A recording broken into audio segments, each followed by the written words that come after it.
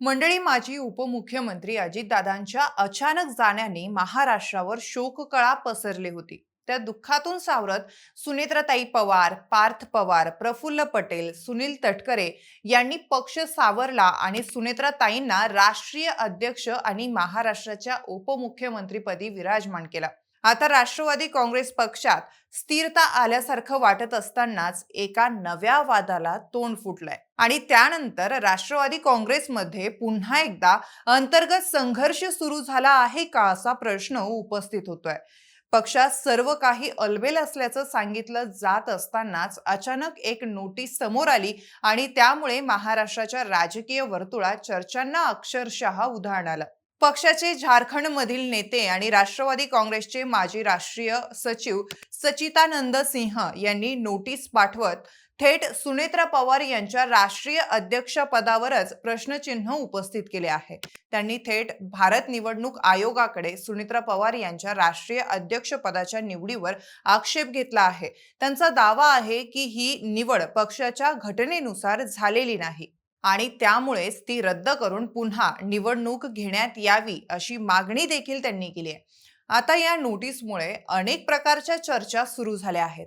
आता सच्चिदानंद सिंह यांनी ही नोटीस का बरं पाठवली असेल, त्याचा काय परिणाम होऊ शकतो आणि सच्चिदानंद सिंह यांच्या खांद्यावर बंदूक ठेवून दुसरंच कोणीतरी पक्षात अस्थिरता निर्माण करण्याचा प्रयत्न करतंय का, या सर्व प्रश्नांची उत्तरं जाणून घेणार आहोत आजच्या या व्हिडिओच्या माध्यमातून. नमस्कार, मी ऋतुजा आणि तुम्ही पाहताय विषयच भारी. मंडळी, कालपासून माध्यमांमध्ये एक बातमी खूपच चर्चेत आहे आणि ती म्हणजे सुनेत्रा पवार यांचं राष्ट्रीय अध्यक्षपद धोक्यात असल्याची. सच्चिदानंद सिंह यांनी पाठवलेल्या नोटीसमुळे अनेक प्रश्न उपस्थित झालेत. हा केवळ त्यांच्या एकट्याचा वैयक्तिक आक्षेप आहे की यामागे पक्षातील काही मोठे नेतेही सामील आहेत? पक्षात पुन्हा गडबाजी होऊ शकते का, की कोणीतरी जाणीवपूर्वक राष्ट्रवादी काँग्रेसमध्ये संभ्रम निर्माण करण्याचा प्रयत्न करत आहे? असे अनेक प्रश्न आता चर्चिले जात आहेत. पण ही नोटीस आल्यानंतर पक्षाचे वरिष्ठ नेते प्रफुल्ल पटेल यांनी तातडीने भूमिका स्पष्ट केली. त्यांनी सांगितलं की या नोटीसला फारसं महत्त्व देण्याची गरज नाही, कारण सुनेत्रा पवार यांची निवड पक्षाच्या घटनेनुसार आणि सर्व कायदेशीर प्रक्रिया पूर्ण करूनच करण्यात आलेली आहे, असं ते बोलले. पण मात्र याच वेळी त्यांनी एक महत्त्वाचं विधान केलं.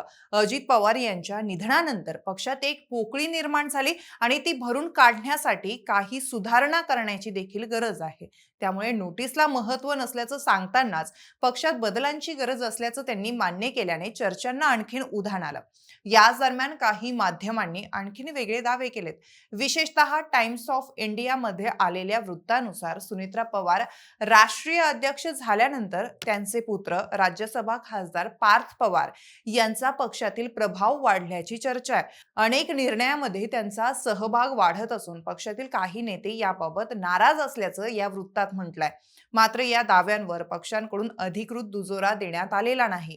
याआधी प्रफुल्ल पटेल यांना राष्ट्रीय अध्यक्ष व्हायचं आहे, ते पक्षावर अधिक पकड मिळवण्याचा प्रयत्न करत आहे, अशा चर्चा झाल्या होत्या. मात्र प्रफुल्ल पटेल यांनी त्या सर्व चर्चा फेटाळून लावत आपण कोणत्याही पदासाठी स्पर्धेत नसल्याचं स्पष्ट केलं होतं. तरी देखील आता पुन्हा एकदा राष्ट्रीय अध्यक्ष पदालाच आव्हान दिलं गेल्यामुळे जुन्या चर्चांना पुन्हा उजाळा मिळू लागला आहे. पण सच्चिदानंद सिंह यांनी स्वतःहून ही नोटीस पाठवली की त्यांच्या मागे दुसरा एखादा मास्टर माइंड आहे, हा सुद्धा प्रश्न उपस्थित होत आहे. पक्षातील वरिष्ठ नेतृत्वही याच दिशेनं विचार करत असल्याचं बोललं जात आहे. या संपूर्ण प्रकरणावर अजित पवार गटाकडून आता अधिकृत भूमिका समोर आली आहे. राष्ट्रवादी अजित पवार गटाचे सोलापूर जिल्हाध्यक्ष आणि पक्षाचे मुख्य प्रवक्ते उमेश पाटील यांनी या सर्व आरोपांना थेट उत्तर दिलंय. त्यांच्या म्हणण्यानुसार सुनेत्रा पवार यांच्या राष्ट्रीय अध्यक्षपदाच्या निवडीविरोधात काही माध्यमांमध्ये बातम्या दाखवल्या जात आहेत. मात्र पक्षाच्या घटनेनुसार कोणालाही आक्षेप असेल तर तो आधी पक्षाच्या अंतर्गत यंत्रणेसमोर मांडावा लागतो. थेट कोर्टात किंवा निवडणूक आयोगाकडे जाण्याची प्रक्रिया योग्य नाही. विशेष म्हणजे त्यांनी सांगितलंय की सच्चिदानंद सिंह यांनी पाठवलेली नोटीस अद्याप पक्षाला अधिकृतरित्या मिळालेली नाही.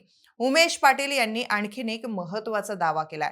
वरळी डोम येथे झालेल्या अधिवेशनात सुनेत्रा पवार यांची एकमुखानं राष्ट्रीय अध्यक्ष म्हणून निवड झाली होती. त्यानंतर भारत निवडणूक आयोगाने सर्व कागदपत्राची कायदेशीर पडताळणी करून त्यांच्या निवडीला मान्यताही दिली होती. त्यामुळे सचिदानंद सिंह यांनी घेतलेला आक्षेप कायदेशीरदृष्ट्या टिकू शकत नाही असा विश्वास त्यांनी व्यक्त केलाय. इतकंच नाही तर सचिदानंद सिंह यांनी पक्षांतर्गत प्रक्रिया न पाळता थेट नोटीस पाठवली असल्यामुळे त्यांच्या विरोधात शिस्तभंगाची कारवाई करण्याचाही विचार सुरू असल्याचं उमेश पाटील यांनी स्पष्ट केलंय. प्रत्येक आक्षेपाला पक्षाकडून कायदेशीर उत्तर दिलं जाईल आणि योग्य ती भूमिका घेण्यात येईल असंही त्यांनी सांगितलंय. सोबतच त्यांनी आणखीन एक मोठा दावाही केलाय. पक्षात काही अतृप्त आत्मे आहेत. पक्ष चांगला चाललेला काही लोकांना खपत नाहीये. कार्यकर्त्यांमध्ये संभ्रम निर्माण करण्यासाठी हा प्रकार घडवला गेला असू शकतो असंही ते बोलले. त्याचबरोबर सचिदानंद सिंह यांनी स्वतः निर्णय हा घेतला की कुणीतरी त्यांना फूस लावली याचा शोध घेतला जाईल असा इशाराही त्यांनी दिलाय. उमेश पाटील यांनी सचिदानंद सिंह यांच्याबाबत आणखीन एक महत्त्वाची माहिती दिली आहे. त्यांच्या म्हणण्यानुसार अजित पवार यांच्या नेतृत्वाखाली कर्जत येथे झालेल्या अधिवेशनात सचिदानंद सिंह यांची राष्ट्रीय सचिव म्हणून निवड झाले होते. त्यानंतर सुनेत्रा पवार यांच्या नेतृत्वाखाली झालेल्या अधिवेशनातही त्यांची नियुक्ती कायम ठेवण्यात आली होती. इतकंच नाही तर सुनेत्रा पवार यांच्या निवडीच्या अधिवेशनात ते उपस्थित होते. त्यामुळे त्यावेळी उपस्थित राहून आता निवडीवर आक्षेप घेणं हा मोठा विरोधाभास असल्याचं पक्षाचं म्हणणं आहे. आता या सगळ्या प्रकरणात पुढे काय होईल याकडे सगळ्यांचं लक्ष लागलंय. सचिदानंद सिंह यांच्या नोटीसवर पक्ष अधिकृत उत्तर देणार का?